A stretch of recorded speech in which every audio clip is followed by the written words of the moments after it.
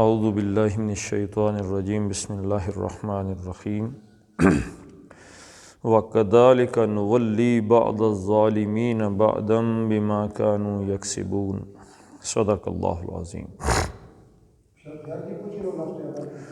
رب اشرح لی صدری ویسر لی امری واحلل عقدۃ من لسانی یفقہوا قولی۔ اللہم صلی علی محمد وعلی آل محمد کما صلیت علی ابراہیم وعلی آل ابراہیم انک حمید مجید۔ اللہم بارک علی محمد وعلی آل محمد کما بارکت علی ابراہیم وعلی آل ابراہیم انک حمید مجید۔ جی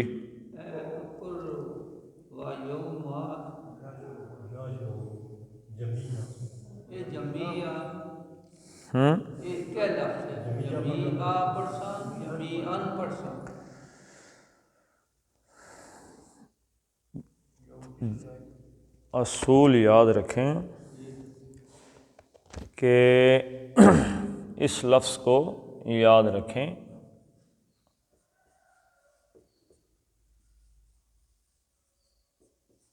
عارض للسکون یعنی عارضی سکون،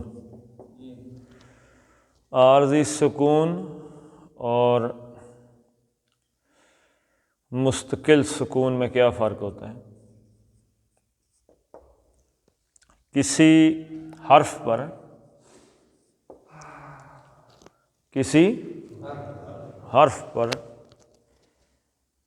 یہ علامت کس چیز کی ہے؟ میں نے آپ کو پتہ کہ اس حرکت کو یا اس حرکت کو کیا کہتے ہیں؟ جزم کو سکون بھی کہتے ہیں۔ یہ کیا ہے؟ الف زبر پیش زیر، اور یہ کیا ہے؟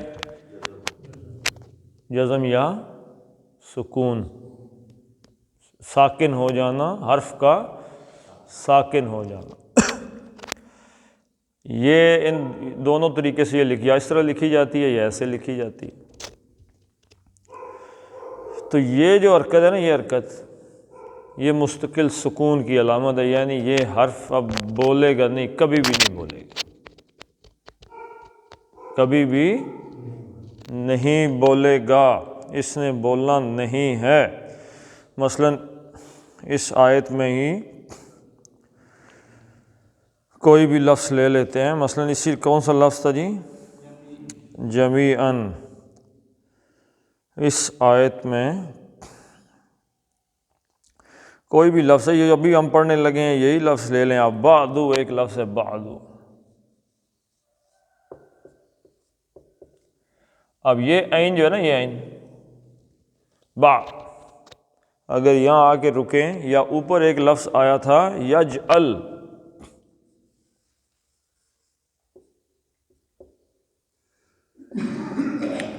یجعل، اب آپ چاہے دوڑیں، بیٹھیں، آرام کریں، پڑھیں نہ پڑھیں، رکیں نہ رکیں، ہر حالت میں یہ یجعل جو لام ہے یہ سکون میں ہی رہے گا، اس نے حرکت نہیں کرنی۔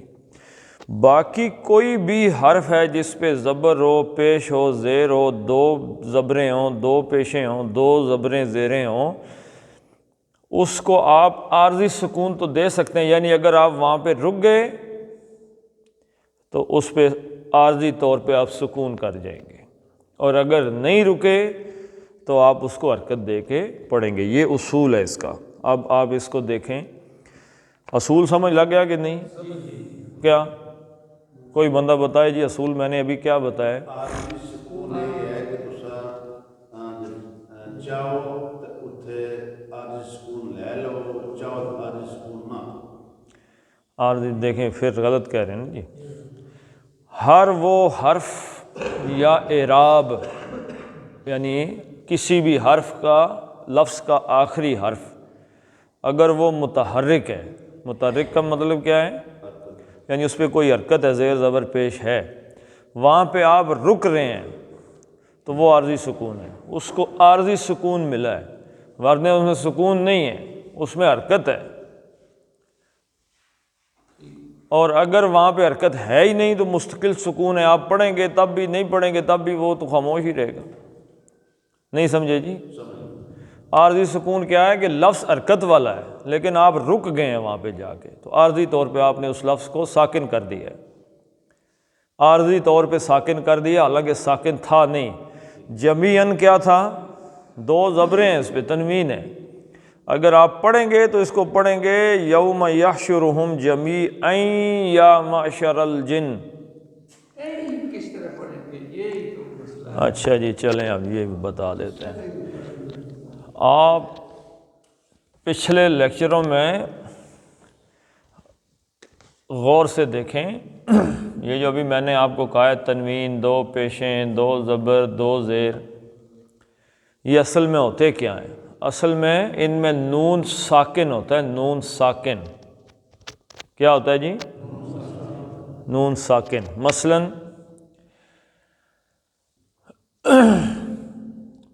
مسلم لے لیتے ہیں، مسلمن، مسلمن دو پیش، تو اصل میں یہ ہے مسلمن، ایسے مسلمن، دو زبریں ہیں تو ایسے ہے مسلمن۔ سن تو لینا جی، آپ کسی کی بات تو سن لیں، جو سمجھانے کا میرا طریقہ ہے، اگر آپ کو نہیں پسند آیا تو دوسرے آپ کے طریقے سے سمجھا دیں گے۔ اچھا، دو زیریں ہیں تو کیسے لکھا جائے گا؟ مسلمن۔ یہ نون ساکن ہے اس میں، اس کے آگے آ گیا یا معشر الجن، تو نون ساکن کے بعد اگر یہ آ جائے تو تجوید میں ادغام کا قاعدہ ہے یرملون کا۔ یہ میں نے آپ کو بتایا کہ نہیں بتایا جی؟ کہ یہ رے، میم، لام، واو، نون، اگر یہ نون ساکن کے بعد آتے ہیں تو نون کا ادغام ہوگا، مدغم ہو جائے گا، نون اس کے اندر گھس جائے گا اگلے حرف کے اندر۔ تو نون ساکن کے بعد آ گیا یہ، تو اب یہ من یا نہیں ہوگا، می یا ہوگا۔ سمجھ گئے؟ مثلا من ربو کا، اب یہ کیا پڑھا جائے گا؟ من ربو کا پڑھا جائے گا۔ یرملون میں رے کا قاعدہ ہے، ادغام ہوگا نون ساکن کا رے میں۔ مر ربو کا، نون بولے گا، نون ختم۔ مر ربو کا، تیرا رب کون ہے؟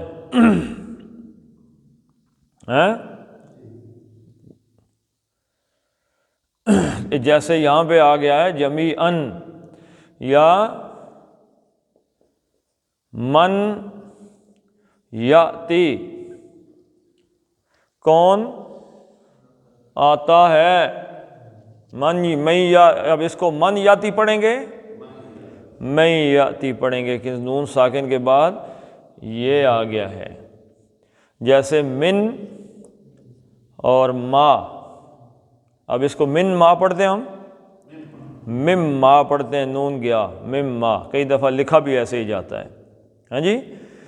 تو یہ نون ساکن کے بعد جب یہ آ جائے تو یرملون کا قاعدہ ہے نون یہ میں ادغام کرے گا، تو یہ ہو جائے گا جمیعا یا معشر الجن۔ اصل میں سر ان کا کوشچن تب ابھرا تھا، یہ کہہ رہے تھے کہ پڑھا ہم نے مائی یا آپ سے، لیکن قرآن لکھنے والے نے یہ پر شر نہیں ڈالی، اس کو شر ڈالنی چاہیے، نہیں ڈالی، اس لیے نہیں ڈالی، صحیح ہے، وہ اس لیے نہیں ڈالی، شد نہیں ڈالی کہ ایک تو یہ پاکستانی چھاپا ہے، دوسری بات یہ ہے کہ یہاں آ کے رک کر تو اگلا بیان شروع ہو جاتا ہے کہ یوم یحشرہم جمیعا، اس میں اب قالا غائب ہو گیا۔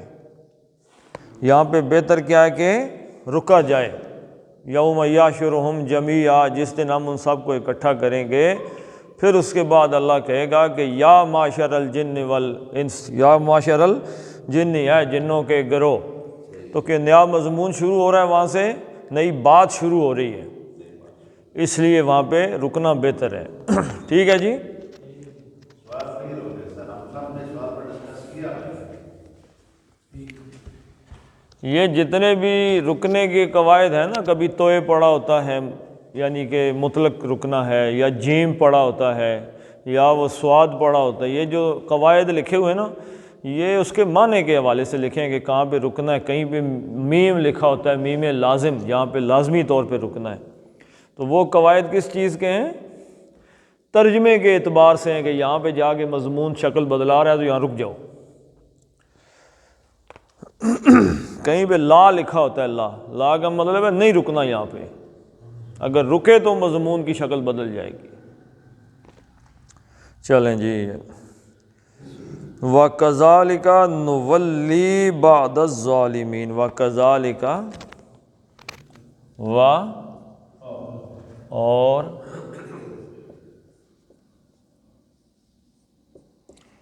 کذالک اسی طرح، یہ آپ کو اس کی ٹکڑے پتہ ہیں کہ کاف زبر حرف تشبیہ ہے اور ذالک اس میں اشارہ ہے وہ کے لیے، تو کذالک اسی طرح، اسی طرح جس ہیں جی، کذالک نولی،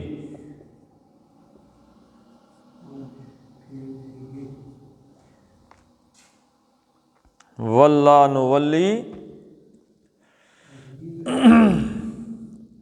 نون کا مطلب جی ہم، اور ولی کسی کو دوست بنانا، واللہ یولی کسی کو ہم نوا بنا دینا، دوست بنا دینا، باب تفعیل۔ اسی طرح ہم دوست بنا دیں گے کہاں سے آیا جی؟ پچھلی آیات سے۔ کیوں؟ اس لیے کہ اس میں آخرت کا ذکر ہو رہا ہے، جنوں سے انسانوں سے خطاب ہو رہا ہے کہ یا جنوں و انسانوں، تو خطاب کب ہوگا؟ محشر والے دن، یوم یحشرہم جمیعا، کذالک نولی، اسی طرح ہم دوست بنا دیں گے، ہم نوا بنا دیں گے، ساتھی بنا دیں گے، کس کو بنا دیں گے جی؟ بعد الظالمین،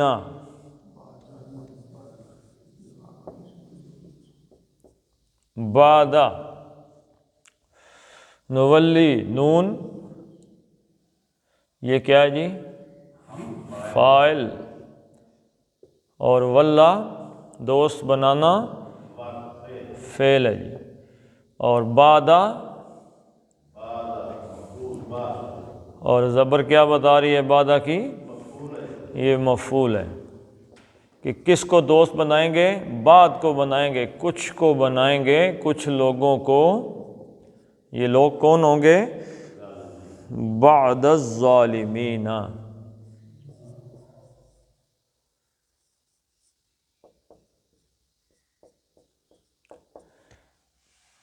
الظالمین بعد الظالمین، اس طرح ہم دوست بنا دیں گے، ساتھی بنا دیں گے ظالموں کے کچھ لوگوں کو۔ یہ کو کس چیز کا ہے جی؟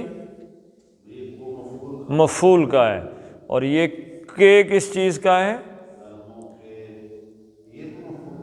نہیں، یہ مفعول کا نہیں ہے، یہ مرکب اضافی کا، مضاف مضاف الیہ کا مرکب اضافی، بعد الظالمین، ظالموں کے کچھ لوگ، بعد الظالمین،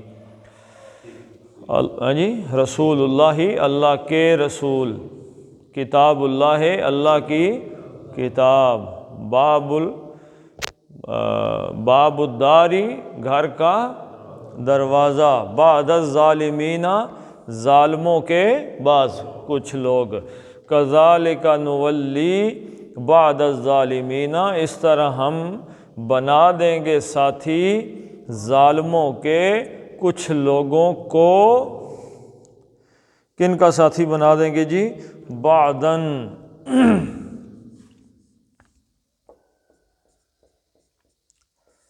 بعضاً ظالموں کے کچھ لوگوں کو، کچھ لوگوں کا،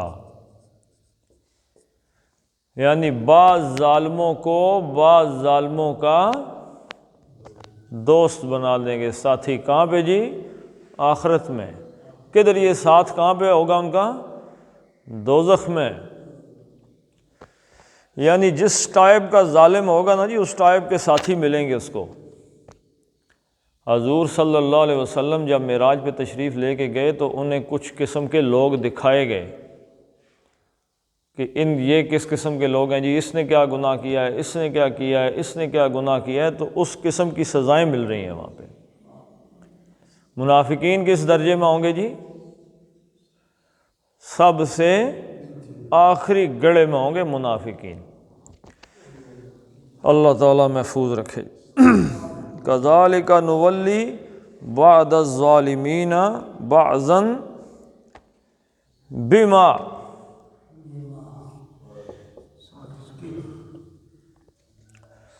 اچھا اب بعدم، اب اس بعضن کو دیکھیں کہ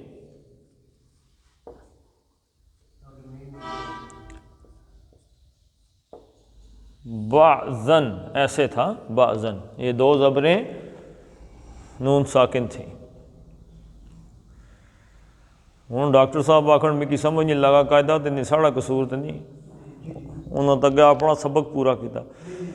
یہ تھا اصل میں بعضن، یہ دو زبریں کا مطلب ہے اس کے اندر نون ہے، نون تنوین، بعضن۔ اب اس کے بعد، اس نون کے بعد جب با آ جاتا ہے نا، با، یہ ادغام کا ایک اور قاعدہ ہے۔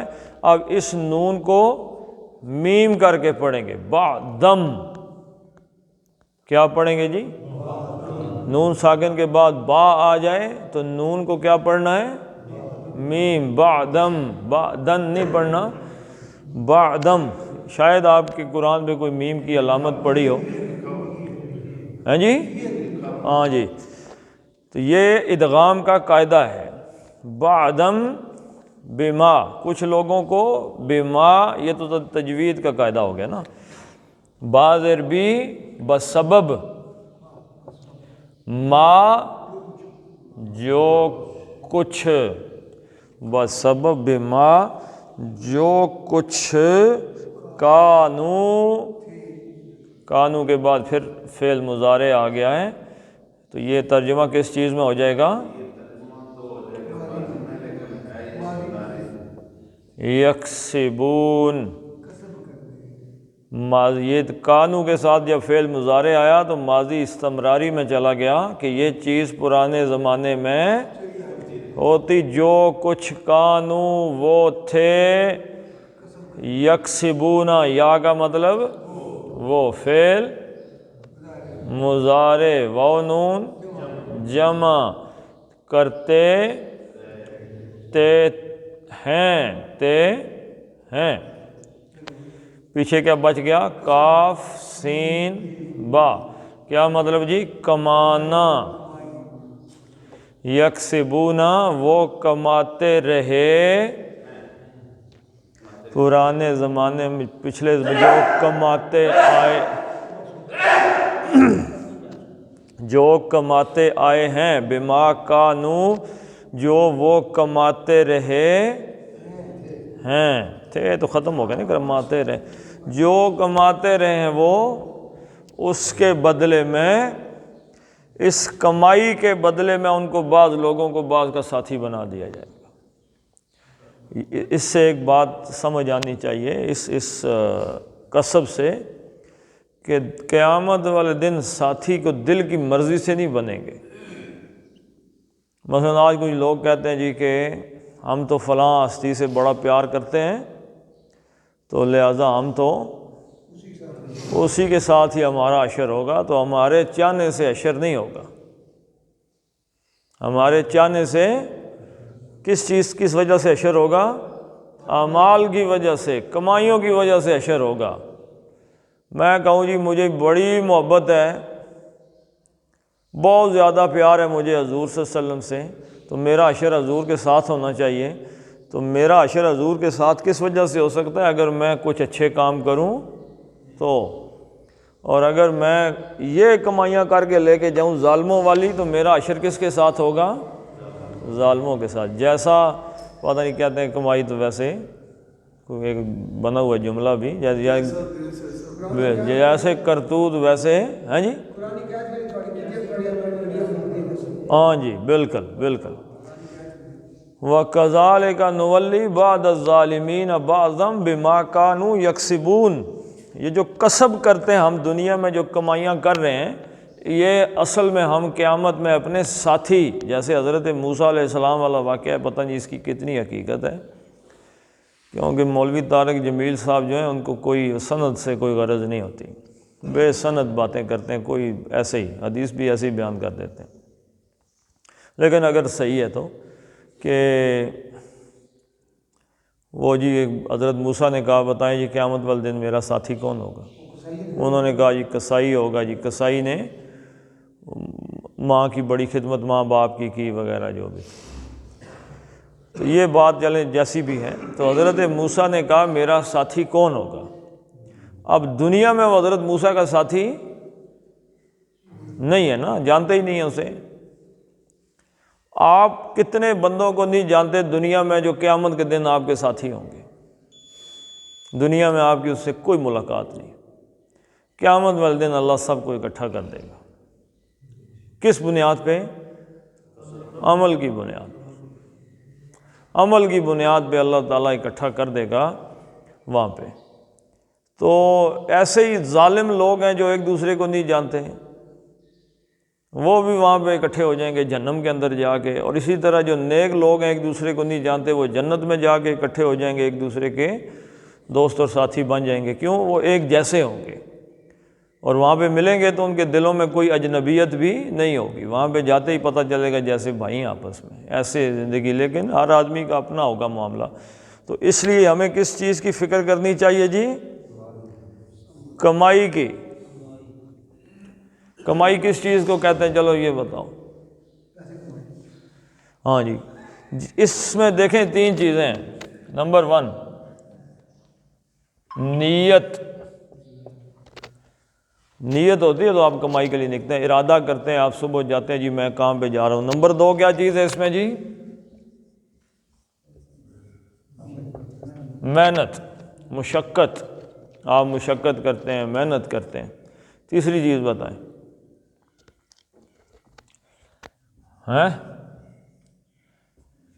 تیسری چیز یہ ہے کہ آپ اس کا ریوارڈ چاہتے ہیں، آپ چاہتے ہیں کہ مجھے اس کے بدلے کچھ ملے۔ آپ ایک بندے کو بلا کے لائے ہیں، وہ آپ کے لیے لکڑیاں کاٹ رہا ہے یا آپ کے لیے دیوار بنا رہا ہے، تو دیوار بنانے والا ایک تو یہ ہے کہ گھر سے کام کرنے کی نیت سے نکلا ہے، دوسرا محنت کر رہا ہے، وہاں پہ آپ کی دیوار کھڑی کر رہا ہے۔ اب تیسری چیز اس کے دل میں کیا ہے کہ شام کو جب 4 بج جائیں گے یا 5 بجیں گے تو مجھے دیہڑی مل جائے گی۔ اس کو کہتے ہیں کسب۔ القاسب حبیب اللہ، جو ہاتھ سے کمائی کرتا ہے وہ اللہ تعالیٰ کا دوست ہے، یعنی جس کو ریوارڈ ملتا ہے۔ تو یہاں یہ اس بات کو ذہن میں رکھیں کہ جو عمل آپ اس نیت سے کر رہے ہیں کہ اس کا بدلہ مجھے اللہ دے،